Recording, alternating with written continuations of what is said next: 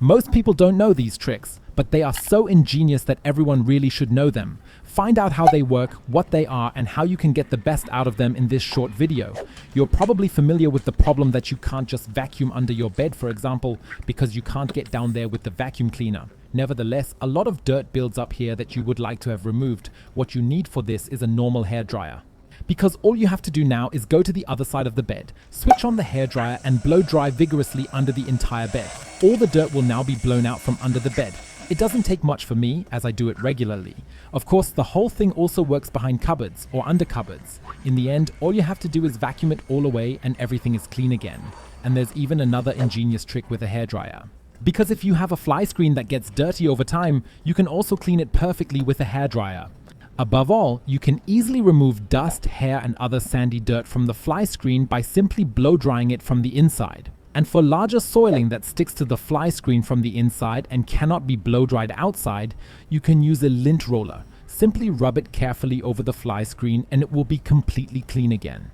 And there's another ingenious trick with the lint roller. Because if you've ever wondered how to clean these lampshades properly, the lint roller is the perfect solution.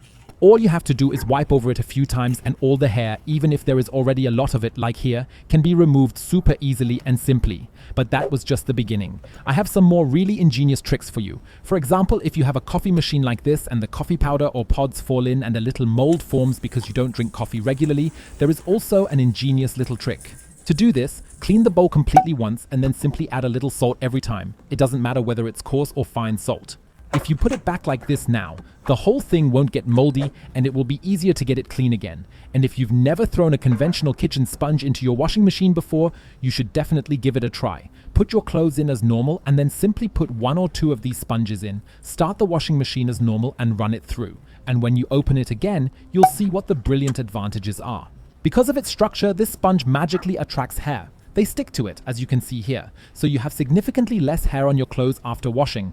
This is particularly helpful if you have animals, but I also have another ingenious trick for the sponge. If you have windows like mine, you can clean the underside very easily, but sometimes there are little precautions in front of it, as you can see here on my side. Hold a sponge up to it and make a line exactly where you can find such a provision. Now cut the sponge a little here. This way you can adjust it perfectly to the window and clean it much more easily with just one wipe. By the way, have you ever heard that you can also clean your windows with an onion? This trick really works incredibly well and there are 2 different ways to do it. Either you cut open the onion and wipe the surface over your windows. This removes particularly stubborn dirt such as fly droppings. Then all you have to do is wipe everything dry with a cloth and the windows are streak-free clean. Or you can simply take half an onion and throw it into your wiping water as normal. Leave it in for 30 minutes before using it to clean your windows as usual. This trick also works really well and the windows are completely clean again at the end. What nobody likes to do is clean the extractor filter. It is usually very greasy and not that easy to clean, but there is an ingenious trick that really works by itself. Place it in a baking tray. Now you should add some baking soda. We also need hot water. First, pour about 2 tablespoons of baking soda all over the filter.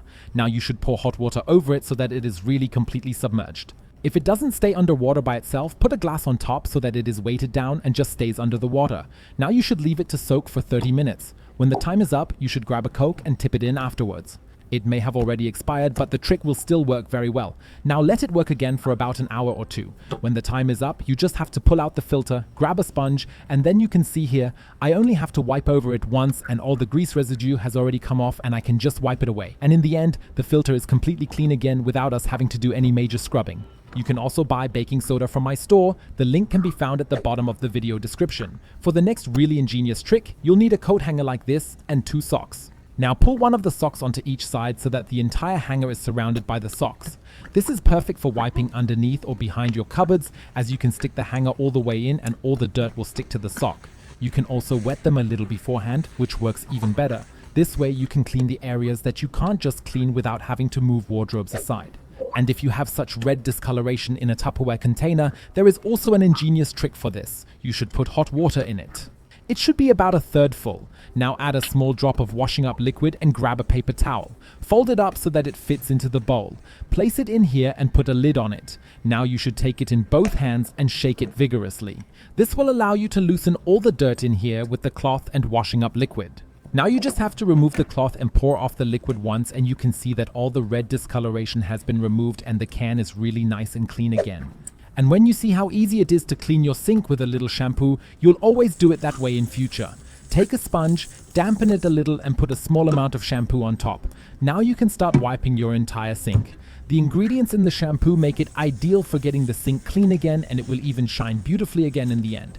Then just rinse everything out, and as you can see here, the sink is really nice and clean. By the way, did you know that there are 10 types of packaging that most people always use incorrectly? You can find out which they are and whether you do it too in the video that you can now see here on the screen. Click on it and watch it.